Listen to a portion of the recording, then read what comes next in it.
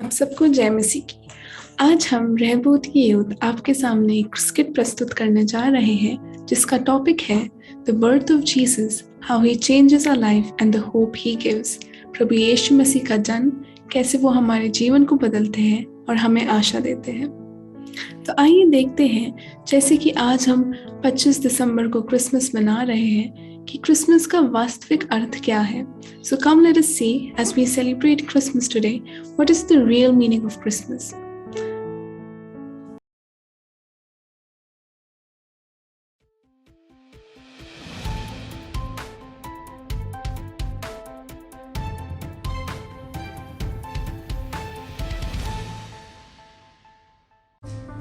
मेरी क्रिसमस सबको। मैं हूं आपका रिपोर्टर निश्चिंत चावला, रियल वन न्यूज से। और आज हम बाहर निकले हैं पूछने सबसे कि क्रिसमस लोग क्यों मनाते हैं। हम पूछेंगे युवकों से, युवतियों से, महिलाओं से, बच्चों से। आइए उनसे पूछते हैं कि क्रिसमस उनके दिलों में क्या महत्व रखता है। हेलो सर, मेरी क्रिसमस। मेरी क्रिसमस। मैं देख रहा हूँ आप अपना एंजॉय कर रहे हैं यहाँ पे, तो आपके लिए आप बताइए, आप क्रिसमस सेलिब्रेट करते हैं? क्रिसमस में हम मनाते क्रिसमस। तो आप क्रिसमस किस तरह मनाते हैं? अब क्रिसमस का महत्व क्या है आपके लिए? क्रिसमस में मुझे तो बहुत शौक है नए नए कपड़े पहनने का। तो हम सारे दोस्त लोग डिसाइड करते हैं कि सारे के सारे नए कपड़े पहन के आएंगे और कहीं बाहर घूमने जाएंगे। और सोचते हैं कि कोई मूवी लग जाए सलमान भाई की, फिर तो मज़ा ही आ जाए। सलमान भाई की मूवी और क्रिसमस, मज़ा आता है। ये हमारे क्रिसमस मनाने का तरीका है। Okay, thank you so much. तो हमारे युवक बता रहे हैं कि उन्हें बाहर मूवीज देखना, घूमना, ये उनके लिए क्रिसमस का महत्व है। तो आइए और लोगों से पता करते हैं, महिलाओं से ही पता करते हैं उनके लिए। हेलो मैडम, मेरी क्रिसमस। हेलो सर, मेरी क्रिसमस। तो आप बताएंगे कि क्रिसमस आप क्यों मनाती हैं आप? पहले तो मैं आपको बता दूं कि मैं खुद एक क्रिश्चियन हूं, और क्योंकि इस दिन प्रभु यीशु मसीह पैदा हुए थे, तो ऑब्वियस सी बात है सब क्रिश्चियंस के लिए एक बहुत बड़ा त्यौहार है। और मेरे लिए अगर आप पर्सनली पूछ रहे हैं तो क्रिसमस तो मेरे लिए ऐसा त्यौहार है कि मुझे साल में एक बार मौका मिल जाता है कि मैं घर की अच्छी से साफ़ सफाई करूं और उसको क्रिसमस ट्री से, लाइट से अच्छे से सजाऊं। और एक और बात, मुझे केक्स का बहुत शौक है और मेरी फैमिली और फ्रेंड्स को भी, तो इस साल हम केक भी ज़रूर बनवाते हैं। तो मेरे लिए तो क्रिसमस का यही मतलब है।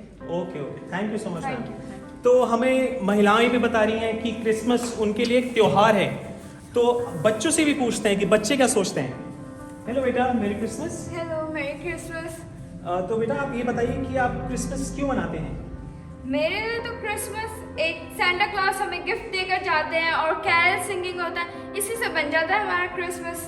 ओके, तो आप सेंटा क्लॉज में बिलीव करती हैं? हाँ, सेंटा क्लॉज हमें हमारी मनपसंद गिफ्ट देकर जाता है हमें, और चॉकलेट्स देकर जाता है। Okay okay, thank you so much. तो बच्चों के लिए भी सेम त्योहार की तरह ही है, वो भी क्रिसमस को एक त्योहार की तरह देखते हैं कि सेंटा क्लॉज आएंगे, उनके लिए गिफ्ट्स लाएंगे। अभी तो युवकों से बात करी, युवतियों से ही बातें करते हैं अपनी नौजवान की, वो क्या क्या सेलिब्रेट करती हैं। हेलो मैम, मेरी क्रिसमस। हेलो, मेरी क्रिसमस। आप बताएंगी आप क्यों क्रिसमस सेलिब्रेट करती हैं?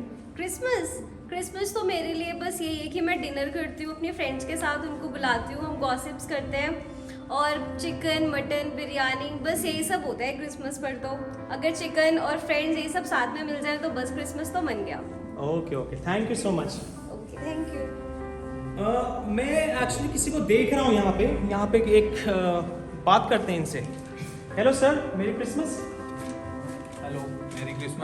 आप ये क्या बांट रहे हैं? ये परमेश्वर का वचन है जो मैं लोगों को बांट रहा हूँ आज क्रिसमस के उपलक्ष्य में। परमेश्वर का वचन, आप थोड़ा इसके विस्तार से बताएंगे? हाँ, मैं अभी लोगों को, जब मैं आपको देख रहा था कि आप सबसे क्रिसमस का मीनिंग पूछ रहे हैं, तो मैं भी चाह रहा था कि मैं भी क्रिसमस का जो असली मीनिंग है, रियल मीनिंग है, वो आपको बता सकूँ। और मैं मन में प्रार्थना कर रहा था कि आप मुझसे भी आके ये पूछें और मैं भी आपको बता सकूं। तो आप रियल मीनिंग बताएंगे हमें क्रिसमस का? हाँ, क्योंकि जो लोगों ने अभी आपको मीनिंग बताया है कि खेलना, पार्टी करना, केक खाना, ये सब सेकेंडरी मीनिंग है। जो प्राइमरी मीनिंग है मैं चाहता हूँ कि मैं भी आपको बताऊँ। जी जरूर बताइए आप हमें। हाँ, तो Christmas is all about Christ. प्रभु यीशु मसीह का जन्म इस दिन हुआ। परमेश्वर ने अपने इकलौते पुत्र को हमारे लिए यहाँ भेजा, और ज़रूरी है कि क्रिसमस तभी हमारे लिए कुछ मतलब रखता है जब हम उसका जन्म हमारे हृदय में हो। ओके, तो हृदय में होना प्रभु का जन्म, इसलिए वो बहुत इंपॉर्टेंट है हमारे लिए। हाँ, मैं यही आपको बताना ये चाह रहा हूँ। पहली बार मैं सुन रहा हूँ, आप और इसमें बताना चाहेंगे? हाँ बिल्कुल,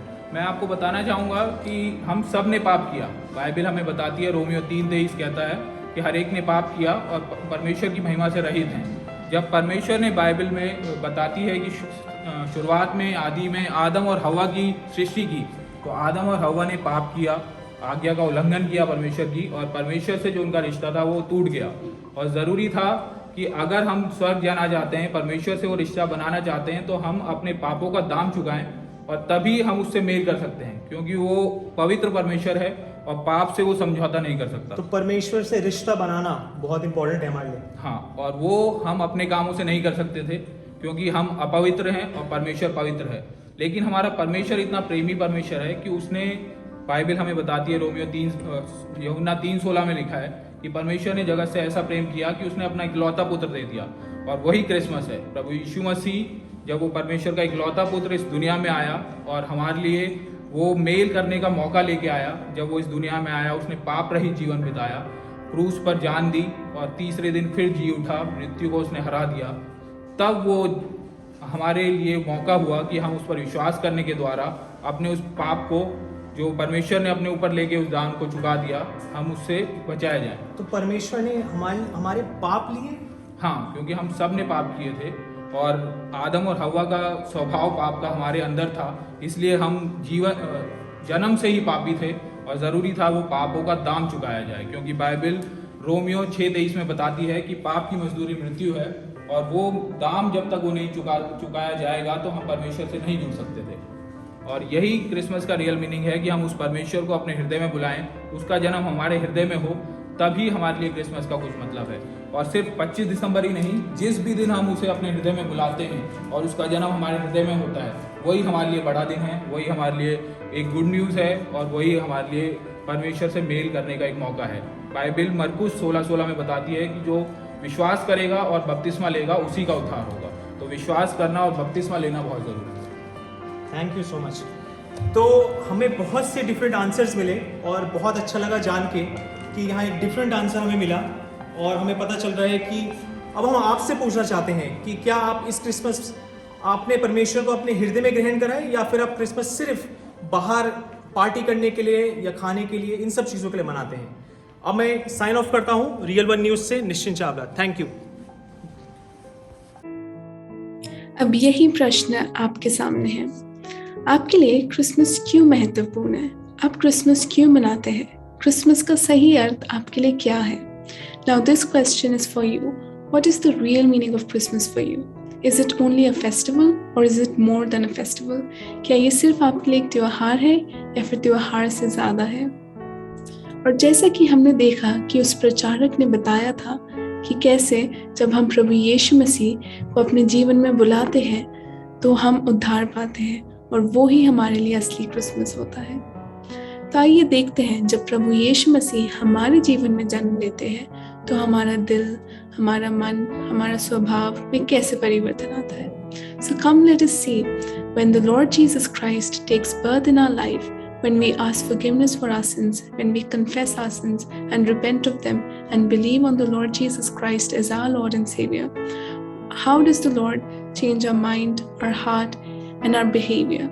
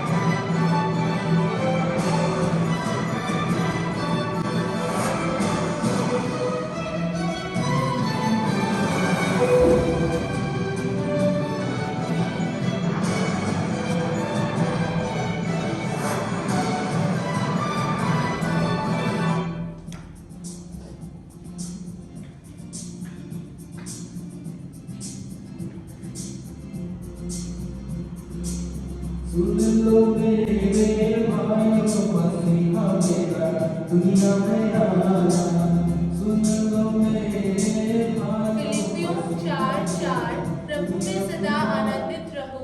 मैं फिर कहता हूँ आनंदित रहो।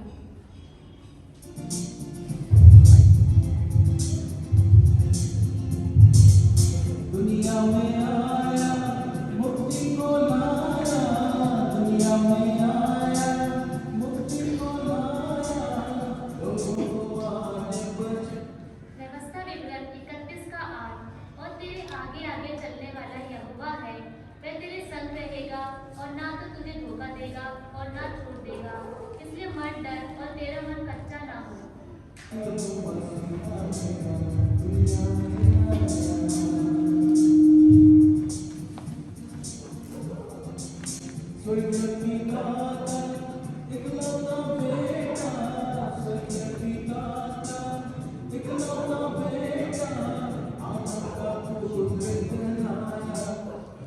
पहला तिमोथियुस 6:6।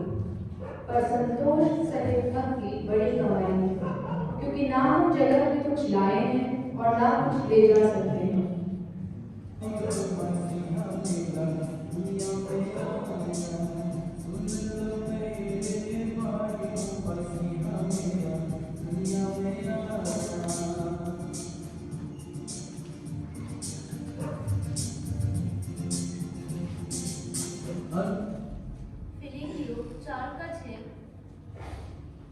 फिलिपियों 4:6।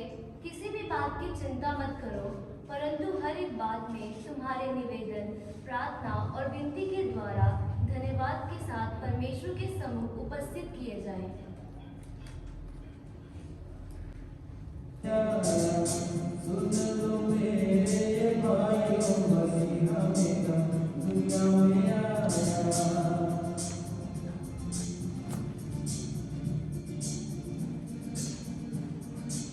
भजन संहिता 37 का 8।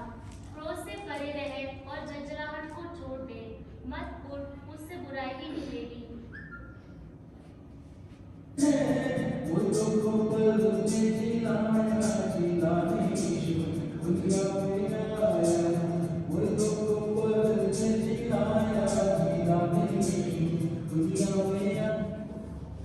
पहला यूहन्ना 3:15। जो कोई अपने भाई से बैर रखता है वह हत्यारा है, और तुम जानते हो कि किसी हत्यारे में अनंत जीवन नहीं रहता।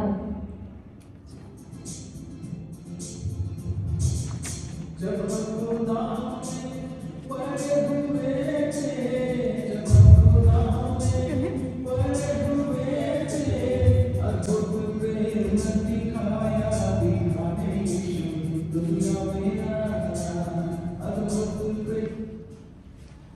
भजन संहिता 149 का 4। क्योंकि यहोवा अपनी प्रजा से प्रसन्न रहता है, वह नम्र लोगों का उद्धार करके उन्हें शोभायमान करेगा।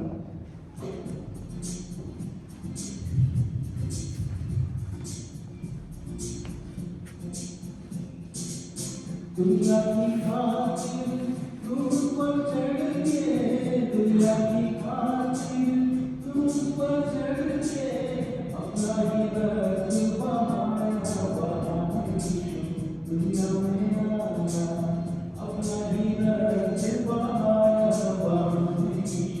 दुनिया में आया।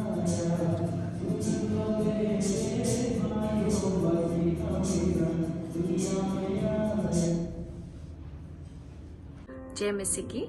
बाइबल कहती है, तेरे आगे आगे चलने वाला यहोवा है, वो तेरे संग रहेगा और तुझे कभी धोखा नहीं देगा, ना तुझे अकेला छोड़ेगा। इसीलिए मत डर और अपना मन कच्चा ना कर। परमेश्वर ने हमारे साथ वादा किया है कि वो हमें कभी अकेला नहीं छोड़ेगा। हमारे हर सुख दुख में वो साथ ही रहेगा और हर कदम वो हमारे साथ हमारे पास रहेगा। इससे बड़ी हमारे लिए परमेश्वर का वादा क्या हो सकता है कि उसने अपने एकमात्र पुत्र को इस दुनिया में हमारे लिए भेजा, ताकि उनके द्वारा हम परमेश्वर में आगे बढ़े, उनके द्वारा परमेश्वर के राज्य में हम आ जाए। और वो ये केवल इसीलिए होगा जब हम परमेश्वर को अपना मुक्तिदाता कह के हम स्वीकार करेंगे और उनके नाम में पिता, पुत्र और पवित्र आत्मा के नाम पे प्रभु के हम बपतिस्मा लेंगे। इसीलिए नया जीवन तभी होगा जब हम बपतिस्मा में लेंगे। बपतिस्मा ऐसी जरूरी चीज है जो बहुत सारे विश्वासी हम नजरअंदाज कर देते हैं, क्योंकि हमें लगता है चर्च जाना, बाइबल पढ़ना वो सबसे जरूरी है। हाँ, ये बहुत जरूरी है, लेकिन उतनी ही जरूरी है जब हम बपतिस्मा में लेंगे। जीसस इस दुनिया में आए, वो इंसान के रूप में आए और इंसान के रूप में ही रहे, लेकिन उन्होंने कभी यही नहीं बोला कि मैं परमेश्वर के पुत्र हूँ, मुझे बपतिस्मा में लेने जरूरी नहीं है। एज ए इंसान, एज ए ह्यूमन, उन्होंने भी बपतिस्मा में लिए। और क्या लगता है हम में से कौन परमेश्वर से ऊपर है? हम में से कौन यीशु से ऊपर है? कोई नहीं, कोई भी नहीं। तो इसीलिए आज मैं एज ए बिलीवर कहती हूँ कि जितना जरूरी चर्च जाना है, बाइबल पढ़ना है, परमेश्वर के गाना गाना है, परमेश्वर को महिमा देना है, उतनी ही जरूरी अपना पाप परमेश्वर के नाम पे धोना है, वो है बपतिस्मा में लेके। और इसीलिए हमें नया जीवन तभी मिलेगा जब परमेश्वर को हम मुक्तिदाता कह के स्वीकार करेंगे अपने लाइफ में, अपने जीवन में। और परमेश्वर का जो प्यार होगा हम दूसरों को भी बांटेंगे। जिसे परमेश्वर कहते हैं कि अपने दोस्तों को, अपने पड़ोसियों को, अपने दुश्मन को भी प्रेम करो। तो परमेश्वर केवल ऐसे परमेश्वर है जो दुश्मन को भी प्रेम करने को बोलते हैं। आज का स्किट का भी मेन यही पॉइंट था कि जब परमेश्वर की उपस्थिति हमारे जीवन में नहीं होगा तो हमारे लाइफ में बहुत सारे दुख आएंगे, बहुत सारे समस्या आएंगे और बहुत सारे हमें डर भी होगा और हमें लोभ होगा, लालच होगा और हमें अहंकार होगा। ये सब परमेश्वर से आता नहीं है। ये तभी आता है जब हम परमेश्वर की उपस्थिति को महसूस नहीं कर पाएंगे। ये तभी आता है जब हम सांसारिक चीजों में भूल जाएंगे। तो आज हम सब आज परमेश्वर के जन्मदिन में खुशी मनाएंगे और साथ साथ उनके वचन, उनके प्रेम, उनके बलिदान सबको देंगे और सबको बांटेंगे। जय मसीह की। जैसे कि हमने देखा कि जब प्रभु यीशु मसीह को हम स्वीकार करते हैं तो परमेश्वर हमें एक नया मनुष्य बना देते हैं। As we saw, when we accept the Lord Jesus Christ as our Lord and Savior, the Lord makes us into a new creation. जैसे कि रोमियो 5:1 में लिखा है, हमारा प्रभु यीशु मसीह के द्वारा परमेश्वर के साथ मेल हो गया है। As it is written in Romans chapter 5 and verse 1, through the Lord Jesus Christ we have peace with God. क्योंकि प्रभु यीशु मसीह ने हमारे सारे पापों को अपने लहू से धो दिया है, अब हम परमेश्वर के बच्चे हैं। Because the Lord Jesus Christ has forgiven all our sins and washed them with His precious blood, which He shed for us on that cross of Calvary, we are now the children of God. And the Lord Jesus Christ has promised all those who believe on Him that He will come soon to take all those who believe on Him and walk according to His word to be with Him in heaven forever. इसी के संदर्भ में प्रभु यीशु मसीह के चेलों ने उनसे पूछा था कि अंतिम दिनों के चिन्ह क्या होंगे। In the same context, the disciples of the Lord Jesus Christ had asked him, "What will be the signs of the end times?" तो आइए देखते हैं कि अंतिम दिनों की क्या भविष्यवाणियां हैं, क्या चिन्ह है, वो कैसे पूरे हो रहे हैं और हमें क्या करना है। So come let us see what are the signs of the end times, how are they getting fulfilled, and what do we have to do.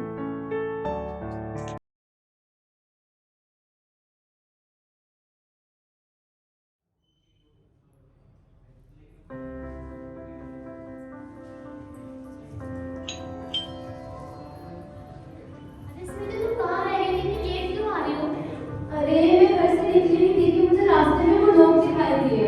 कौन लोग? अरे वही फरमाने वाले। मैंने रास्ते में देखा कि बहुत सारे लोगों का एक समूह इकट्ठा है और उनके बीच में एक गुरु बैठा है और वो लोगों को चिन्ह और चमत्कार दिखा रहा है और वो ये भी बोल रहा है कि आने वाला मसीह मैं ही हूँ, जैसा कि बाइबल में भी लिखा है।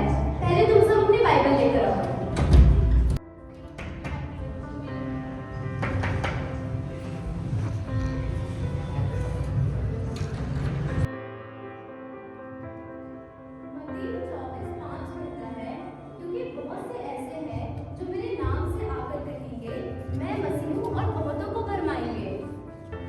सही कहा तुमने। मत्ती 24:6 में लिखा है, तुम लड़ाइयों और लड़ाइयों की चर्चा सुनोगे। देखो घबरा ना जाना, क्योंकि इनका होना अवश्य है, परंतु उस समय अंत ना होगा। जगह जगह लड़ाइयाँ हो रही हैं, एक देश दूसरे देश से लड़ाई कर रहा है और 9 ऐसे देश हैं जिन्होंने परमाणु बम बना लिया है। ये बम इतने खतरनाक है कि अगर किसी देश पे डाले जाए तो वहाँ के 14 लाख लोग मर सकते हैं और 70 शहर जो है वो तबाह हो सकते हैं। और दिन पे दिन मसीह का सताव भी बढ़ता जा रहा है, उन्हें मारा जा रहा है, उन्हें लज्जित किया जा रहा है, चर्चित तोड़े जा रहे हैं, स्कूल तोड़े जा रहे हैं और उन्हें जेलों में भी डाला जा रहा है। मैं रोज न्यूज़ में देख रही हूँ। अरे हाँ दी, मत्ती 24:8 में देखा नहीं है क्या लिखा है? ये सब पीड़ाओं को होना तो आरंभ होगा, है ना? मैं भी न्यूज़ में तो देख रही थी, लोग आजकल बीमारी के बारे में इतना कुछ आज सुनने में आ रहा है और मैं देख रही हूँ कि जगह जगह भी इतने भूकंप, आकाल, महामारी, मतलब रोज ऐसा आ रही है। और देखो इतनी प्रॉब्लम ऐसे होगी, ऐसे आम बात हो। और भी तो देखो दीदी कि कोई किसी के साथ खड़ा नहीं है, है ना? जैसे कि मत्ती 24:8 में लिखा नहीं है। और ये जो अभी कोविड-19 जो अभी चला गया, अभी कौन सी बीमारी आ रही है? ओमिक्रॉन। बिल्कुल सही बोल रही हो राधा, कोई किसी के साथ नहीं खड़ा। और ये देखो नीचे क्या लिखा है मत्ती 24:12 में, अधर्म के बढ़ने से बहुतों का प्रेम ठंडा पड़ जाएगा। और वही हो रहा है, क्या आपने क्या पढ़ा है, कोई किसी के साथ नहीं खड़ा, सब स्वार्थ के पीछे भाग रहे हैं, मतलब से एक दूसरे को याद कर रहे हैं। पर ये होना भी जरूरी है, परमेश्वर के चिन्ह भी तो पूरे होने हैं। हाँ दी, सही में ये मरकुस में भी लिखा है ये बात तो, कि भाई भाई को और पिता पुत्र को खाद के लिए सौंपेंगे और बच्चे अपने माता पिता को विरोध में उठकर मार डालेंगे। हाँ दीदी, मैंने भी देखा है कि जगह जगह बच्चे अपने माँ बाप को और पुत्र अपने पिता को मरवा डाल रहे हैं। ये चीज तो सही होता ही है। हाँ गर्वित, तुम सही कह रहे हो। मत्ती 24:11 भी पूरा हो रहा है, जैसा लिखा है, बहुत से भविष्यवक्ता उठ खड़े होंगे और बहुतों को भरमाएंगे। और सच में ही बहुत सी झूठी भविष्यवाणियां सुनकर बहुत से मसीहों ने अपने कदम पीछे कर लिए हैं।